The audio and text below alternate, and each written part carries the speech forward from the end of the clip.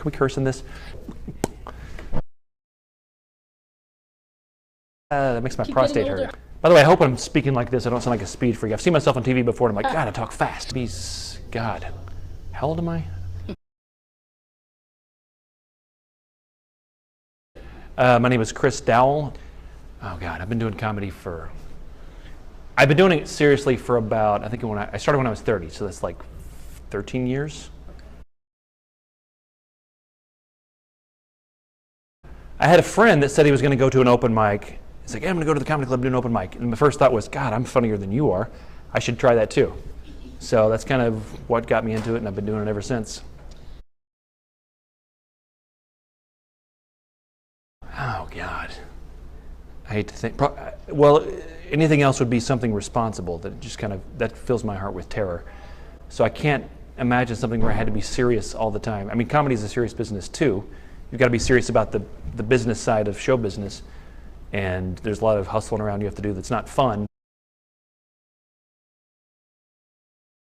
1990? How many years is that? I want to say 16, but I think it's actually like 26, right? Let's go with 16. Because I'm so young.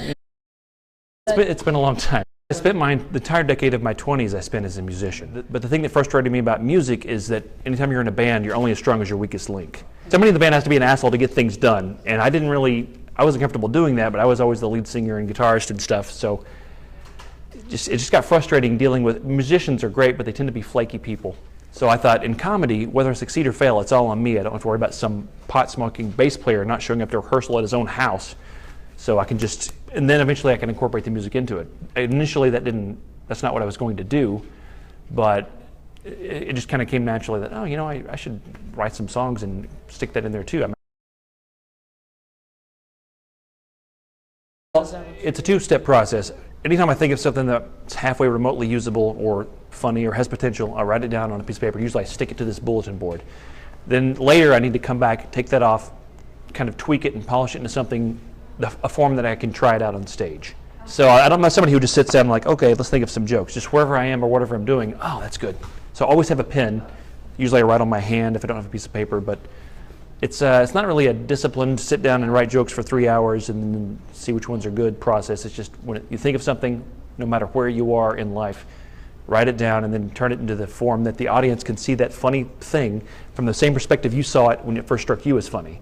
If you just say it and then a lot of people say, oh, you had to be there. Well, if you had to say you had to be there, that means you didn't get them to the same perspective that you saw that unique little weird moment that struck you as funny. Try it out. If it doesn't work, if you still believe in it, tweak it, fix it, so that try at least 3 times. Even if it dies the first time, tweak it and try it at least 3 times if you believe in it. After 3 times, there's some things you have to let go of, which really is painful. No matter how funny you thought it was, like, I love this, it's clever, this is like, but no one's ever going to get this joke. I need to just let it go. So you have to do that sometimes, and that's kind of sucks. But if it's a new joke and they didn't laugh, maybe it's the joke. If there's some situations where there's a joke you've done 1,000 times that worked 98.9% of the time.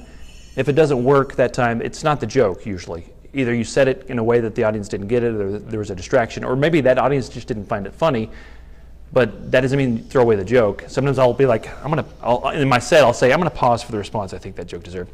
And they'll laugh at that and kind of that gets you rolling back to whatever. Just keep it moving. If you stop and make it awkward, then that creates tension in the room. So if you can get to the next laugh, even if making fun of your own stupid joke that died, that's how you relieve that tension and get on to the next thing.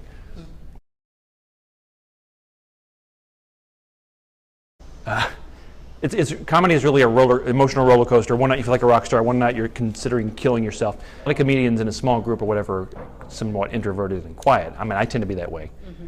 But when you're it's different on stage because you've got the mic. They're here to hear what you have to say, and they're not going to interrupt you with some story of their own unless they're really, really drunk, which sometimes they do interrupt with a story of their own.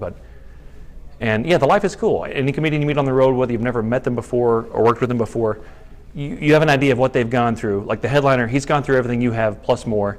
And there's kind of an on-the-road camaraderie, just because we're all slogging through this road life together, and we all know what we've been through, and so it's cool.